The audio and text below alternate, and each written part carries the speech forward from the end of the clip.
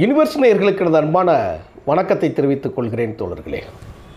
இன்று ரொம்ப முக்கியமான நாள். எம்ஜிஆர் அவர்களுடைய பிறந்த நாள். ஒரு மனிதனுடைய பிறப்பு எப்படி இருக்க வேண்டும் என்பது அவன் கையில் இல்லை. ஆனால் அவருடைய மரணம் எப்படி இருக்க வேண்டும் என்பது தான் எழுதி கொள்ள முடியும். யாருக்கு யார் பிறப்பார்கள் உறுதி கிடையாது. அவர்களுடைய வளர்ச்சி எப்படி இருக்கும் உறுதி கிடையாது. ஆனால் அவர்களுடைய இறப்பு, அவர்களுடைய இறுதி காலம் எப்படி இருக்க வேண்டும், எப்படி இருக்கும் என்பது இடைப்பட்ட காலத்தில் அவர்கள் வாழ்ந்த வாழ்க்கை தான் தீர்மானம் பண்ணும். அப்படித்தான் இந்தியாவில் ஒரு மகத்தான தலைவராக, ஒப்பாரும் மிக்காரும் இல்லாத தலைவர் என்று சொல்லக்கூடிய வகையில் இருந்த பேரறிஞர் அண்ணா அவர்களின் கரம் பிடித்து கடைசி வரை கொள்கை நழுவாமல் அவருக்காகவே வாழ்ந்து அவர் மறைந்த பிறகு அந்த இடத்தை பிடித்த எம்ஜிஆருடைய பங்கு இருக்கு இல்லையா, அரசியலில் யாராலும் தாக்கத்தை கொடுக்க முடியாது. காலமெல்லாம் உழைத்து பேசுகிற பொழுது இரத்த வாந்தி வருவதைப் போல் இரத்த புற்றுநோய் வருகிற அளவுக்கு இந்த மக்களுக்காக உழைத்த பேரறிஞர் அண்ணாவின் பெரும் தொண்டன் எம்ஜிஆருங்கிறதுல மாற்று கருத்தே கிடையாது. இதை எத்தனை முறை வேணாலும் சொல்லலாம். அண்ணாவிற்கு இணையாக தன்னை ஒருபோதும் பார்த்து கொள்ளாத எம்ஜிஆர், தந்தை பெரியாருக்கு இணையாக தன்னை ஒருபோதும் நினைக்காத எம்ஜிஆர், தான் தோன்றும் மேடைகளிலும் தான் நடிக்கும் படங்களிலும் அண்ணா அண்ணா அண்ணா என்று தன்னுடைய இறுதி காலம் வரை அவர் வரைந்தார். அது ரொம்ப முக்கியமானது. நீங்கள் ஒரு சைடு எம்ஜிஆர் அவர்கள் இருக்கிறாரு, ஒரு சைடு கலைஞர் அவர் இருக்கிறாரு, ஒரு சைடு பெரியார், ஒரு சைடு அண்ணா. இந்த எல்லாம் பாதுகாத்து திரைத்துறையவே தனது கை பிடிக்குள் வைத்திருக்கக்கூடிய ஒரு மனிதன் எப்படி அரசியலுக்கு வந்தாருங்கிறது. 1917 பிறந்த எம்ஜிஆர் தன்னுடைய 14வது வயதிலே மேடைக்கு போயிருந்தார்கள். காரணம் பசி, சாப்பாடு, சோறு. சோத்துக்கு என்ன செய்கிறது? வெளிநாட்டுக்கு பேக்கப் பண்ணி அனுப்பி வைக்காங்க ரங்கூனுக்கு, மேடையில் ஆட பாட ரசிக்க. நினச்சி பாருங்கள் தோழர்களே. தாய் கும்பகோணத்தில் இருக்கிறாள் இல்லை, நான் தனியாக அதை கான்செப்ட் பண்ணுறேன், அதை வந்து போடுறான். ஆனால் தான் வறுமையின் அந்த பிடியின் கோர பிடியை உணர்ந்ததினால்தான் எம்ஜிஆர் அவர்கள் தன் வாழ்நாளில் தான் மறைந்த பிறகு என்னுடைய பெயர் நிலைத்திருக்க வேண்டும் என்று சொன்னால் அவன் வயிறு வாழ்த்த வேண்டும் என்கிறது தான் தன்னுடைய வாழ்நாளில் குறிப்பிட்டு வச்சுக்கிட்டார். அதை எப்படி செய்ய முடியும்? தனி மனிதன் அனைவருக்கும் ஒரு சோறு போட முடியுமா? இல்லை எம்ஜிஆர் வீட்டுக்குத்தான் அத்தனை பேரும் வந்து சாப்பிட்டுட்டு போக முடியுமா? தமிழ்நாட்டுக்குள்ளே கன்னியாகுமரிக்கார சாப்பிட்டா அப்படின்னா மறுநாள் சாப்பாடு என்றைக்கு சாப்பிட முடியும்? சாத்தியமில்லை. அப்போது அதிகாரம் நமக்கு வேண்டும். த பவர், பாலிட்டிக்ஸ் பவர் வேணும்.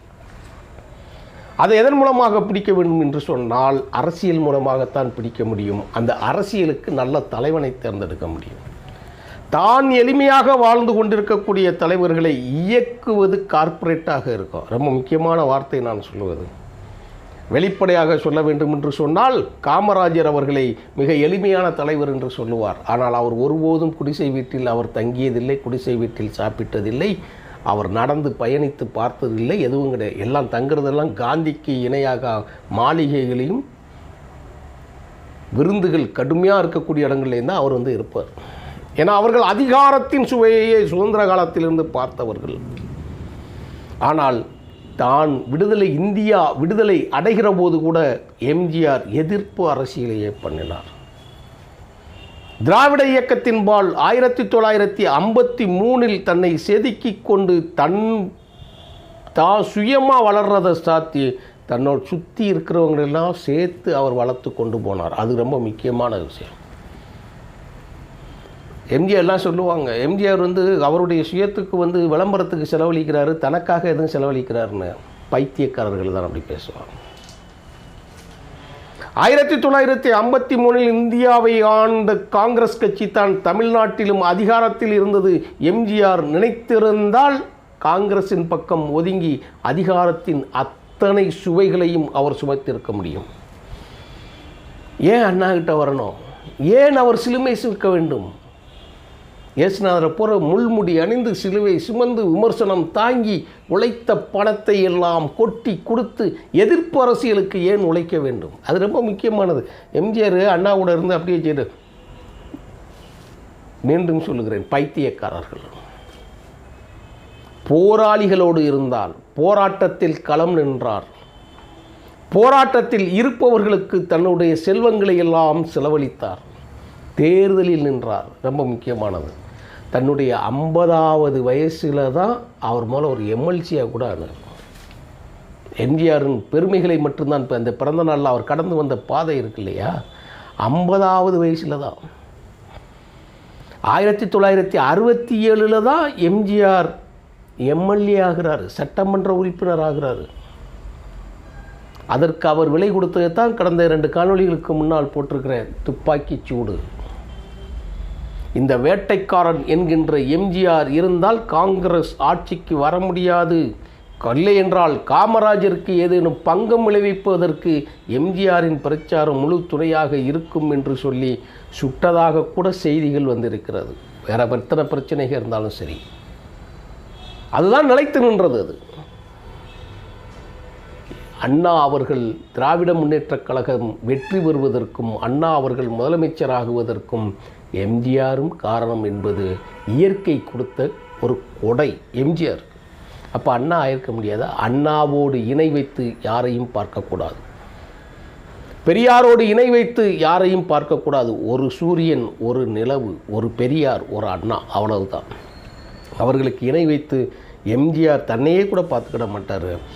மற்ற யாரும் கிடையாதுங்க. ஒரு பெரியார், ஒரு அண்ணா, அதெல்லாம் முடிஞ்சு போயிடணும். அதுக்கு உள்ளெல்லாம் யாரும் வர முடியாது. ஆனால் அந்த அண்ணா முதலமைச்சராகுவதற்கு தன் உயிரை பணயம் வைக்கக்கூடிய சூழல் உருவாகிற போது வெற்றி எளிமையாக இதுங்க தான் உண்மை. அது அதனால் தான் பேரறிஞர் அண்ணா அமைச்சர் பட்டியலை எம்ஜிஆருக்கு அனுப்பி வைத்தார் மருத்துவமனைக்கு. இராஷெலியன் என்னுடைய பெயர் இருக்கக்கூடிய மதியழகன்கிற தலைவரும் உள்ளே போய் அவங்க போய் பார்த்தாங்க.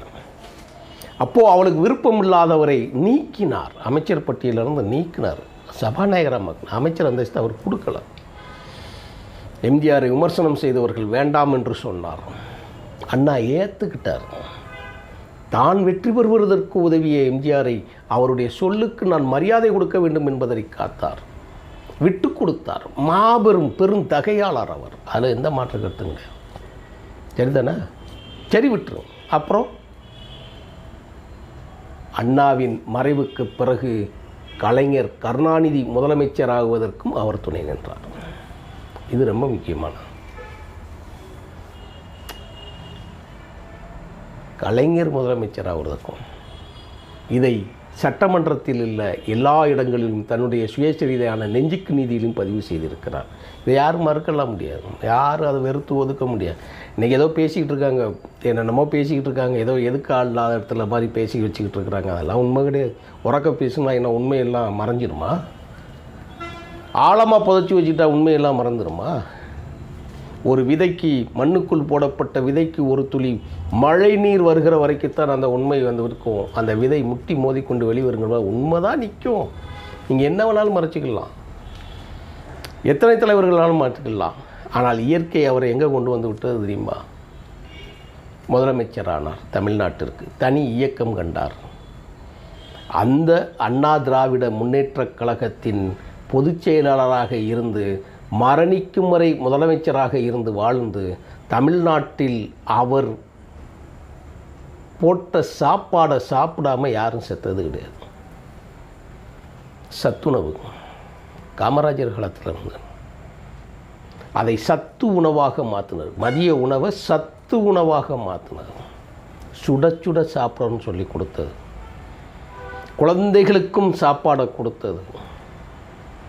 வாழ்நாள் திட்டங்கள் மரணிக்க முடியாதது மிக முக்கியமான ஒரு விஷயம் தெரியுமா? ஒளி விளக்கு. எம்ஜிஆர் அவர்கள் தனக்கு கொடுத்தக்கூடிய அதிகாரத்தின் மூலமாக, பவர் மூலமாக குடிசையில் எல்லா வீட்டிற்கும் ஒளி விளக்கு. பலமுறை சொன்னதை இந்த இடத்துல எம்ஜிஆரோட பிறந்த நாள் அன்னைக்கு இதை சொல்லாவிட்டால் நன்றி இல்லாதவன் ஆகிவிடுவோம். ஏழை எளியவர்கள். நான் ஒரு காணொலியில் கூட சொல்லியிருப்பேன், உள்ளாடை என்றால் என்னவென்றே தெரியாத மனிதர்களுக்கு, மரணித்த பெண்களுக்கு அந்த மாதத்தில் 3 நாட்கள் வரக்கூடிய அந்த இரத்தப்போக்கிற்காக அழுக்கு துணியினும் கந்தல் துணியினும் வைக்கக்கூடிய அந்த காலம் இருந்த நேரத்தில் காலுக்கு செருப்பு கொடுத்தார் எம்ஜிஆர். பல்லு தேய்க்கிறதுக்கு பல்லுப்பொடி கொடுத்தார் எம்ஜிஆர். இதெல்லாமா ஒரு காலத்தில் கொடுத்தார்கள். அவர்களுக்கு ஒரே ஒரு செய்தி சொல்லி முடிக்கிறேன் தோழர்களே. பல்லுப்பொடி வாங்க முடியாத இருக்கக்கூடிய நேரம் காலம் அது. செங்கலை இடித்து நொறுக்கி மணலில் கையை ஈரத்துணியை வைத்து சுவற்றில் இருக்கக்கூடிய காரை இருக்கு இல்லையா, தண்ணியில் நினச்சி எச்சி வச்சு சோறை வச்சு அதை வச்சு பல்லு தேய்ப்பாங்க. மரக்குச்சியினை ஒடித்து அதுதான் பல்லுக்குச்சி.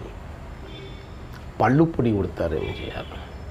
அவ்வளவு கீழ்மட்ட மனிதர்களுக்கு தேவையான அத்தியாவசிய பொருள்களெல்லாம் கொடுத்து அவர்களை மனிதர்களாக்கி கல்வியை கொடுத்து, மேல்நிலை கல்வியை கொடுத்து, உயர்கல்வியை கொடுத்து கல்லூரிகளுக்கு அனுப்பி வைத்து எல்லோ மாவட்டங்களிலும் எல்லோரும் மனிதர்களும் ஏழை எளியவர்களும் பயன்பெறுகிற வகையில் அவர்களின் வாழ்க்கை தரத்தை உயர்த்தி இன்றைக்கு தமிழர்கள் அண்ணா வகுத்த இருமொழிக் கொள்கையின் நீச்சின் அடிப்படையில் எம்ஜிஆர் அவர்களுடைய ஆட்சியின் உச்சத்தில் இன்றைக்கு எங்கெங்கோ இருக்கிறார். அதில் அனைத்து திராவிட இயக்கத்திற்கும் பங்கு இருந்தாலும் எம்ஜிஆர் என்கின்ற இடைப்பட்ட கால தேசிய கட்சிகள் என்கின்ற ஒரு கட்சியை நசுக்கி உள்ளே வரவிடாமல் 2 திராவிட கட்சிகளின் தாய்க்கழகமும் எம்ஜிஆர் அவர்களின் அதிமுகவும் இணைந்து தமிழர்களை உருவாக்கினார்கள் என்பதில் மாற்று கருத்தில்லை.